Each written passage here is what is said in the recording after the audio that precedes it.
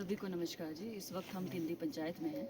अधिकतर लोग, हमारे देश के लोग ये जान गए हैं कि आजकल जो शीतकालीन सत्र चला है पार्लियामेंट का, उसमें नया कानून जो इंट्रोड्यूस, कानून तो बाद में वो बनेगा, अभी नया बिल जो इंट्रोड्यूस हुआ है उसमें मनरेगा कानून को ख़त्म करके जो नाम में भी परिवर्तन किया गया है। पहले हम इसे महात्मा गांधी रोज़गार गारंटी एक्ट के नाम से जानते थे, जो कि यूपीए सरकार में, कांग्रेस की सरकार में जो 2005 में जो कानून लाया था, जिसका उद्देश्य था देश के लोगों को जो है 100 दिन के जो है रोज़गार प्रोवाइड करवाना। तो इसमें हमें खेदपूर्ण ये कहना पड़ रहा है कि नया जो बिल इंट्रोड्यूस पार्लियामेंट में हुआ है उसके अनुसार जो है इसमें नाम को भी परिवर्तित किया गया और कई ऐसे चेंजेस इसमें लाए गए हैं जो कि देश के हित में नहीं है, लोगों के हित में नहीं है। क्योंकि पुराने कानून में हम ये देखते थे कि जो इसमें फंडिंग रहती थी वो 100% जो एक तरह से सेंट्रल गवर्नमेंट के द्वारा रहती थी, परंतु नए बिल में कई ऐसी चीज़ें हैं जिससे कि स्टेट गवर्नमेंट्स पे बहुत ज़्यादा जो बर्डन रहेगा। हम जानते हैं कि कई हमारे स्टेट, जैसे हिमाचल जैसे स्टेट की जब हम बात करते हैं, जहाँ की जो अर्थव्यवस्था मुख्य तौर पर जो है केंद्र की सरकार पर निर्भर रहती है, तो वहाँ पर इस तरह का अवांछित जो बर्डन है वो स्टेट गवर्नमेंट पर पड़ेगा, तो ये कहीं ना कहीं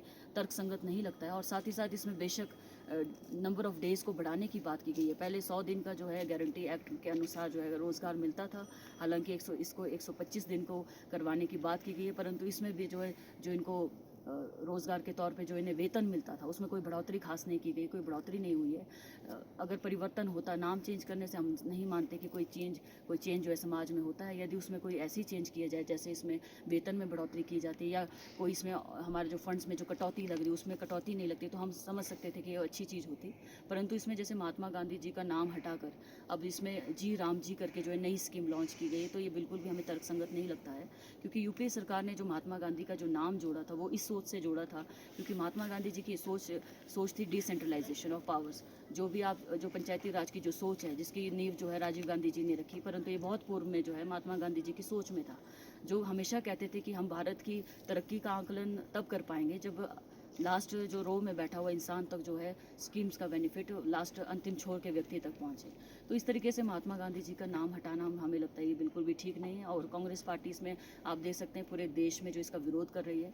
पार्लियामेंट में हमारे विपक्ष के नेता भी इस बारे में बोल चुके हैं, आदरणीय प्रियंका गांधी जी ने भी अपने इसमें वक्तव्य दिया है, और पूरे देश में जो इसका आह्वान जो पार्टी ने किया है कि सभी जगह जो है इसके खिलाफ जो है रोष भी प्रकट किया जाए, और इसका हम रोष प्रकट करते हैं। और तिंदी पंचायत में करवाने का उद्देश्य ये भी है क्योंकि हम देखते हैं कि मनरेगा में सबसे ज़्यादा कार्य जो तिंदी पंचायत में होता है, और समय के साथ इसमें बायोमेट्रिक का प्रावधान किया गया है। 3-4 बार इसमें अटेंडेंस लगती है।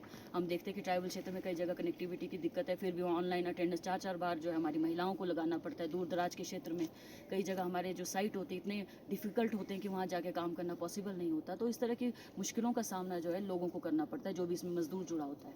और सरकार ने एक और चीज़ इसमें की है कि इसमें जब आपकी बुआई का सीज़न होता है, जब खेती बाड़ी कोई इंसान करता है, मतलब देश में जब कृषि का सीज़न होता है, अब हम देखते हैं कि हर जगह जो 12 महीने खेती बाड़ी रहती है, हमारे लाहौल में जो है साल में 6 महीने में रहती है, पर बाकी जगह देश में हम खरीफ और रबी की जो फसलें उगाते हैं उसमें तो 12 महीने जो है किसान इसी में इन्वॉल्व रहते हैं। परंतु इसमें कानून में ये बात भी की गई है कि जब खेती का सीज़न होगा उस समय आपको मनरेगा में काम नहीं मिलेगा। तो ये भी गलत बात है, क्योंकि मनरेगा में वही काम करेगा जिसके पास खेत नहीं है या कोई जिसके पास ज़मीन नहीं है। तो ये कहीं भी ये भी तर्कसंगत ये बातें नहीं लगती है। अच्छा तो ये होता कि अगर इसमें हमारे वेतन में बढ़ोतरी होती या कई और चीज़ें जो सेंटर से जो फंड है उसमें बढ़ोतरी होती, तो पर इसमें कटौती भी हुई है और स्टेट पे भी ओवर बर्डन, एक्स्ट्रा बर्डन किया जा रहा है।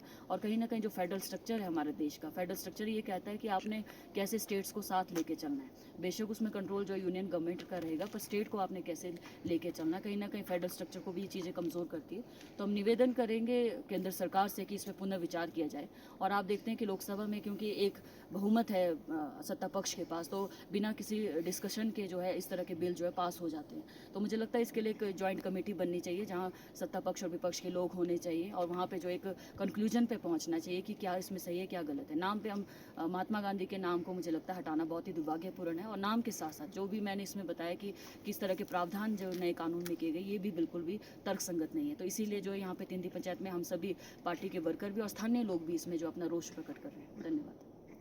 नहीं सहेंगे, नहीं सहेंगे, नहीं सहेंगे, गांधी जी का अपमान नहीं सहेंगे, नहीं सहेंगे, नहीं सहेंगे। नामकरण की राजनीति बंद करो, बंद करो, बंद करो, नामकरण की राजनीति बंद करो, बंद करो, बंद करो, नामकरण की राजनीति बंद करो, बंद करो, बंद करो। मुर्दाबाद, मुर्दाबाद, मुर्दाबाद। मोदी सरकार हाय तू, हाय तू, हाय तू, मोदी सरकार हो बर्बाद, हो बर्बाद,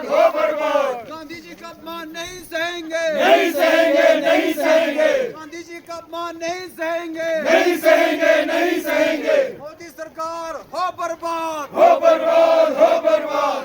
होश में आओ, होश में आओ। मोदी सरकार मुर्दाबाद, मुर्दाबाद, मुर्दाबाद। गांधी जी का अपमान नहीं सहेंगे, नहीं सहेंगे, नहीं सहेंगे। गांधी जी का अपमान नहीं सहेंगे, नहीं सहेंगे, नहीं सहेंगे। कांग्रेस पार्टी जिंदाबाद, नहीं सहेंगे, नहीं सहेंगे।